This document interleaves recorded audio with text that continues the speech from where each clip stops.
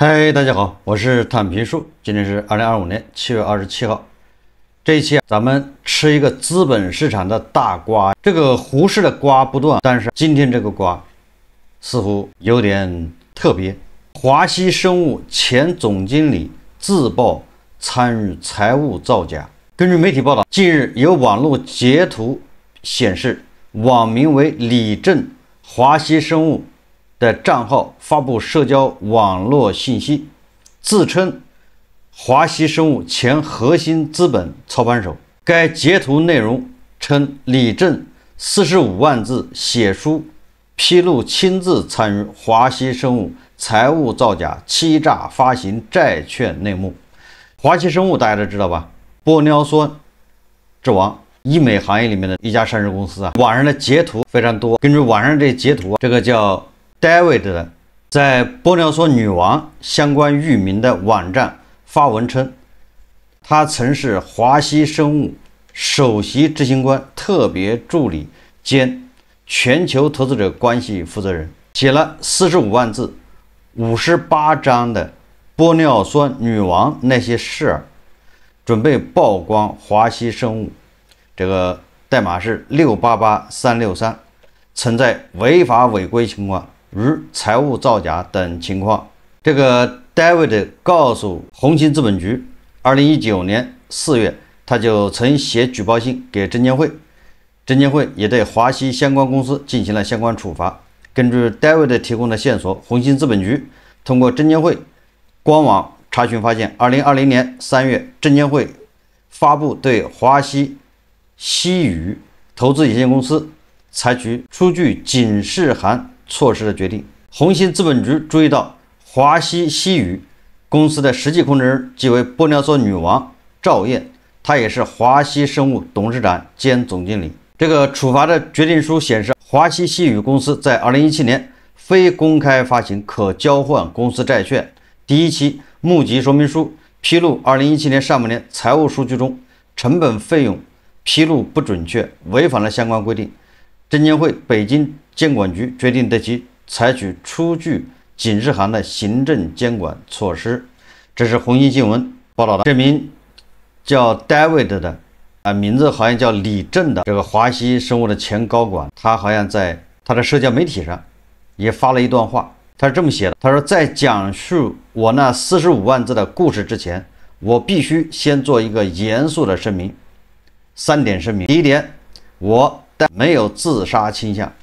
第二点，如果我遭遇不测，那绝非我的本意。第三一点，我写的这本书是留给家人和世界最后的证据。我是华西生物前核心资本操盘手，曾经的华西吹哨人，也是被他们栽赃陷害的犯罪嫌疑人。这本书关于一个千亿帝国的内幕，关于一个儿子为父母而战，一位父亲为女儿而战的决心。故事从今天开始。我专门上了他这个网站看了一下，啥也没有，都是提纲。他在前言里这么写了，他说，有人说这只是你个人的遭遇，我不否认。说，但如果一个人在掌握核心资源、理解资本逻辑、熟悉监管机制之后，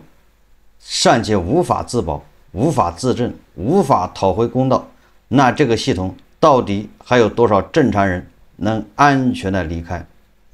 说的就是胡适，他自称掌握核心资源、理解资本逻辑、熟悉监管机制，尚且无法自保、无法自证、无法讨回公道，这样的一个系统，那大家都是受害者。吹哨人要揭开资本市场的惊天秘密，华西生物到底有多大的黑幕呢？7月26号，华西生物发布关于网络不实信息的严正声明，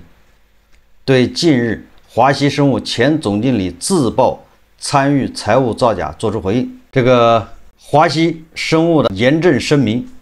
他是这么说的，他说，昨日晚间，我司发现部分网络平台用户发布关于我司的严重不实信息，经核实，该信息发布于境外网站，内容纯属捏造，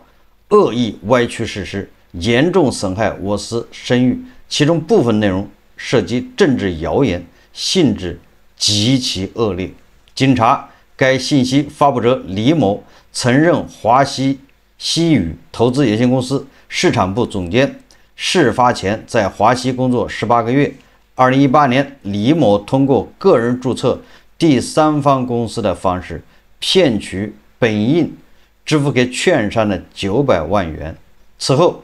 券商在查看华西西宇年报时，发现该笔款项，李某职务侵占的事情真相遂败露。事发后，华西宇立即向公安机关报案，公安机关经立案侦查，华西生物还贴出了立案的回执这个照片。依据《中华人民共和国刑法》第271条规定，职务侵占罪移送司法机关提起公诉。说在公安机关侦查期间，为减轻罪责，李某向公司写下道歉信，这个道歉信也附在后面，待会儿咱们再介绍。这公司坚持依法办事，对其提出的除退还900万元侵占款外，额外给予赔偿的要求不予治理。基于上述情况，我司在此严正声明，相关信息是毫无道德底线的编造，涉嫌诽谤犯罪。我司已向公安机关报案，并已向有关部门举报，依法追究造谣者及恶意传播者的法律责任。同时，我们呼吁广大公众运用专业辨识力，共同维护资本市场良好的认知环境和舆论环境，不给恶意编造和政治谣言提供任何再传播空间。同时告诫造谣者，境外也不是法外之地，造谣滋事，破坏安定团结的发展环境，必将受到法律的制裁。华西生物股份有限公司2025年7月26日，昨天发的这个华西生物的严正声明，这个听起来总感觉哪儿怪怪的，我听出来一股夹头味。当然我不能说他这个严正声明是假的，也就是说但是他要上纲上线，就给人感觉还是心虚。他有一个问题没说清楚，他说严正声明指控李某通过个人注册第三方公司的方式骗取本应支付给券商的900万元，也就是李某注册了一个公司，然后骗取，那就是华西西宇向这个公司支付了900万元。按照严正声明的说法，这个钱应该是给券商的，但是付到这家公司去了。此后，券商在查看华西西宇的年报时，发现这笔款项，李某职务侵占的事情真相败露。所以说没有说清楚。按照咱们的逻辑啊，能说清楚而不说清楚，那一定是皮裤套棉裤，必有缘故啊。华西西宇要给券商付900万，结果没有付到券商账户，却付到了这个李某注册的第三方公司账户上。好，这个券商居然还不知道，公司也不知道。巧了，还是券商在审计华西西宇年报的时候才发现这笔款项。你说这个券商华西西宇应该给我付900万，付没付难道我都不知道吗？也不要是吗？我没收到我也不要是吗？完了之后是审计华西西宇的年报的时候，发现你怎么这付了个900万给谁了？原来是付给我的是吗？反正这个大家仔细想，绕来绕去，那只能说明这里面有问题。有什么问题我不清楚。还有一个，境外也不是法外之地，造谣滋事，破坏安定团结的发展环境，必将会受到法律的制裁。这个夹头味有点浓，有点上纲上线，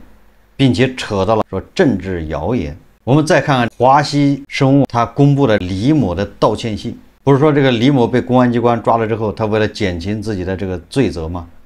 写了封道歉信。这个道歉信是这么写的：致华西集团及增进的赵总，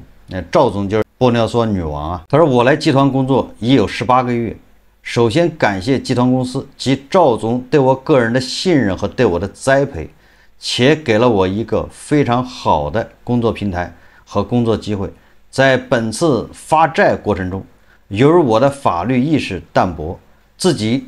设立应城麦西肯，人家叫麦肯锡它叫麦西肯企业管理咨询中心拿奖金，出现严重的违规违纪问题。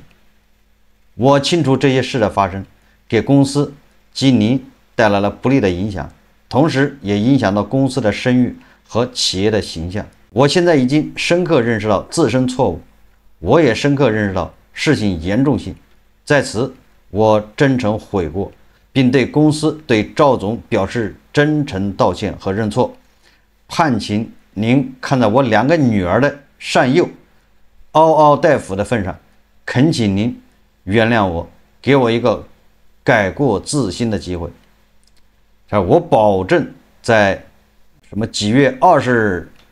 前追回公司已支付的900万元资金，并将其归还到公司指定账户，保证不会让公司产生任何损失。同时，我也愿意主动对本次我自己犯下错误行为，对公司进行经济赔偿150万，并于2018年几月几日前支付。这是对我自己错误行为的惩罚，也是我向公司和您的忏悔。也烦请您给予一些时间，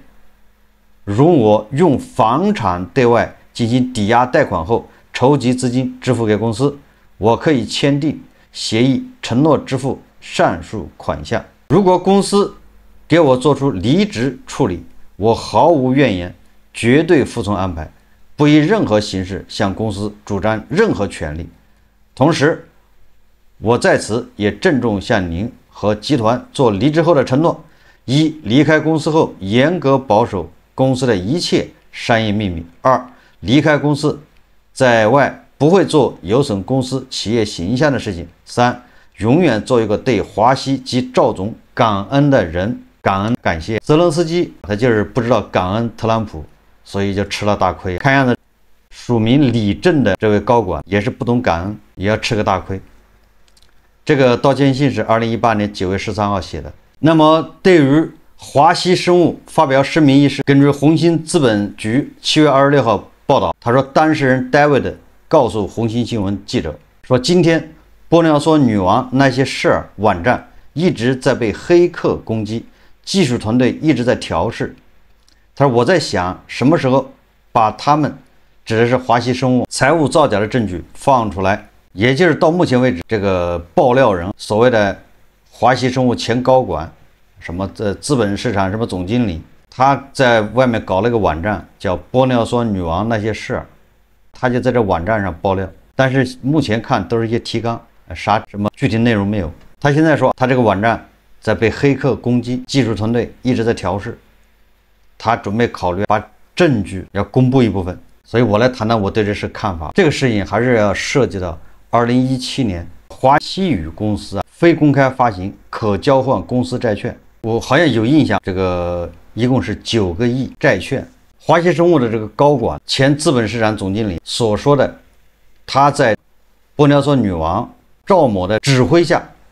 指使下参与财务造假、欺诈发债。所以这个 David 也就是李正，他也说了，华西生物也放出了证据，也做了声明。结合双方的说辞以及媒体的报道，我大胆的推测一下，不一定准确，实际上就是李正他被玻尿酸女王给他应聘过去，实际上他在那只工作了18个月，就是1年半。玻尿酸女王把李正招过去之后，他自己说什么全球什么投资者负责人，什么核心资本操盘手，实际上恐怕就是这个玻尿酸女王把他挖过去发债，发这个债一共要发是9个亿还是？那李正通过他注册的第三方公司倒出去的900万，到底是职务侵占还是什么钱呢？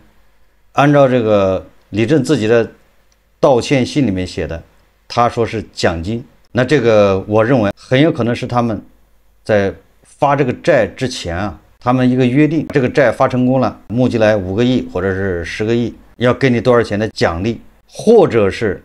李某向玻尿酸女王申请说，这个承销商发行机构需要回佣金，你不给他钱他发不出去，大家都懂，把这个钱拿出来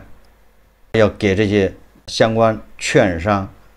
发行机构、渠道要去给他们返佣，这样咱们的债才能发得出去，才能顺利募集那么多钱。我个人推测，应该是他们在发行这个债券之前有这么一个口头的这个约定或者是承诺。这很有可能是李某他把这个钱实际上给他自己的，他只是说了个换了个名义，他认为这是他的奖金。那怎么理解不重要了，总之这么个形式。那后来这个东窗事发，怎么叫事发？通过华西生物的这个声明，你可以看出来，他写的云里雾里的，说这个900万是给券商的，你不说了给券商的吗？结果事后券商来查华西西语，发现怎么还要付了个900万的一个费用成本？原来你小子付给你自己了，你没有给券商，你也没有给那相关的什么这个渠道给佣金，是你自己眯了。一怒之下报警，职务侵占。咱们说万事它有起因的，这个恐怕就是它的起因。这双方本来是约定成俗的，双方达成默契，但是为什么后来反目成仇？很有可能也就是不能叫分赃不均，老板觉得你没干多少活，你眯了这么多钱，或者是没达到老板的预期，就这次发行，或者是屁股没擦干净。后来北京证监局不是对他们进行出具警示函吗？这个警示函就是针对这个900万的事，说它的成本列得不清楚吗？那你这900万到底是什么东西？他肯定解释说这是发行成本，我是这么理解的。在李正的说法里面，那这是玻尿酸女王以及她的男人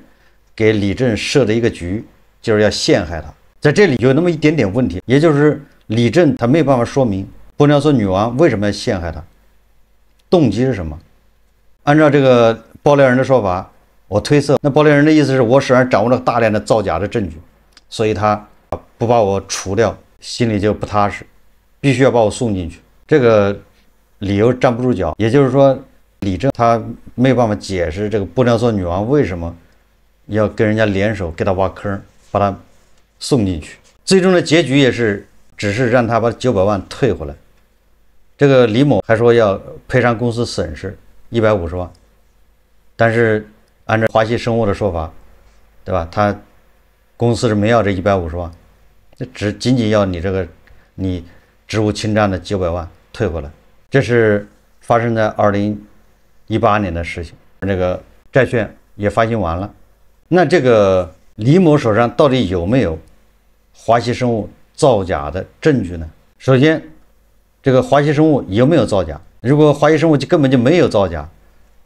你手上何来的造假证据呢？在华西生物的这个声明里面，他并没有就造假这个事做回应，只是说这个李某造谣诽谤。这个华西生物应该向投资者再一次承诺，过往披露的所有数据年报都不存在造假行为，但是似乎他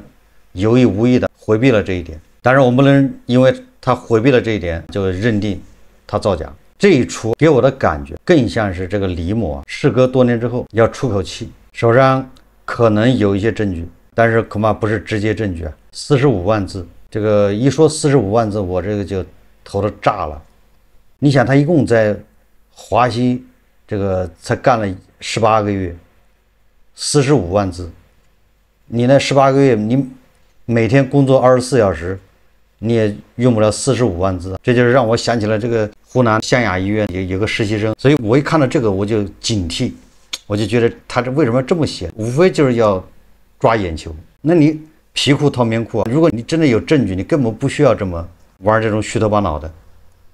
湘雅医院实习生也是的，家里人就说什么证据18斤多少万字多少页啊，这一下就让人理解不了。你这个研究生，你天天啥也不干，你就天天收集证据，你也收集不了那么多，那是什么玩意儿？你想想，这个在一个公司干了18个月，他就是天天写材料，他也写不了45万字。他有什么事能写45万字？再写一写一部《红楼梦》，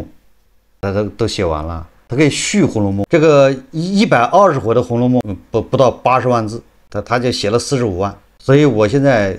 个人得出一些结论，这都供大家参考。咱们只是在这按照自己的阅历、经历去分析。那李某在那干了18个月，多多少少知道公司的一些捕风捉影或者是有证据的一些内幕。你说他有没有实际证据在手上？保不齐，因为胡氏里面的上市公司屁股干净的少，一抓一大把。这个不是什么秘密，你看那个央企中金、黄金，它下面的内蒙古的选矿厂，天天说安全隐患，天天要抓安全，结果那隔山板不照样掉下去了吗？6个年轻的大学生，这个就是咱们上市公司的底色，表面上看着很风光，实则不堪。就这个大家要心里有数。我在上市公司干过，对吧？总经理、副董事长，在上市公司里面一点小毛病很正常。当然了，这个可不一定叫小毛病，这要把它放到公众、放到网上，这个就是大毛病，这是原则问题。所以我更觉得，虽然咱们的胡氏上市公司问题重重，但是这一次李某在专门搞个网站来揭露华西生物，更像是一个复仇，一个喊话。他所作所为都是想逼这个华西生物向他低头，该赔钱赔钱，花钱消灾。当年你摆了我一道，900万本来是我的，你把讹回去，你把这个你把它要回去不算，还把我送进去了，这口气谁忍得了呢？忍不了。现在是报仇的时候。如果这个事继续发酵下去，也很有可能这个会查出华西生物一些问题，拔出萝卜带出泥。即便这次发债没问题，但是你其他的恐怕还有问题。所以我想，双方恐怕私下已经通过人在联系了，互相喊话，私下勾兑了。一个要花钱，一个要出口气。我在以前节目说过，真正的爆料是把这些东西一把公布，没有谈判余地。我就是来揭露真相的，不用这么吊胃口。这种放一点，实际上就是逼对手就范，不停的爆个料，不停再爆一个，直到这个对手心里崩溃，答应他。如果华西生物采取硬刚，打铁还需自身硬，他觉得自己没问题，身正不怕影子斜，那他就应该采取硬刚。你随便公布，这个我没有造假，你还能编造材料不成？你编造了，你得要让证监会认。问题就是在华西生物他自己不知道哪些东西被人掌握了，哪些东西人没掌握。万一不管怎么说，实际上都反映出咱们资本市场的一些混乱，资本市场的这些漏洞，都反映了咱们资本市场。就像我们以前一直说的，更像是个骗局啊！这里面都是骗子，在二级市场发债，公司发几个亿的债。这发债的人，负责的人就能拿900万的好处，人赚钱多容易，韭菜赚钱多难，一个月赚个几千、万8千的窝囊费，还要加班，还要996。所以说，这只要跟资本市场有关的都是大冤种。人家那900万的这个好处或者佣金，那都是谁出的？还不是这些金融消费者出的吗？自己他妈天天吃馒头加榨菜，点杯奶茶的舍不得，省吃俭用的把钱往胡氏里投。结果人家是轻轻一割900万，关键这个对公司来说无所谓，900万只要给出就行了，随便给谁。只不过后面双方闹翻脸了，才报警。所以我们看到的是胡氏这些制度性的问题。每日经济新闻报道，7月25日晚，瑞贝卡、新 ST 万方、太原重工和新 ST 木邦4家上市公司发布公告，被证监会立案。为啥立案？都是财务造假。现在财务造假难道都组团了吗？所以你说华西生物有点什么问题，不太正常了吗？这个双方互相撕，咬得越厉害越好，撕开胡氏这些黑幕，让金融消费者好好看一看。你省吃俭用，七大姑八大姨借钱，想在这儿发财，想在这儿实现财务自由，你恐怕真的是想多了。好，这期节目我们就聊到这里，感谢大家收看。如果喜欢我的节目，欢迎订阅转发，也可以在下方留言评论，谢谢大家。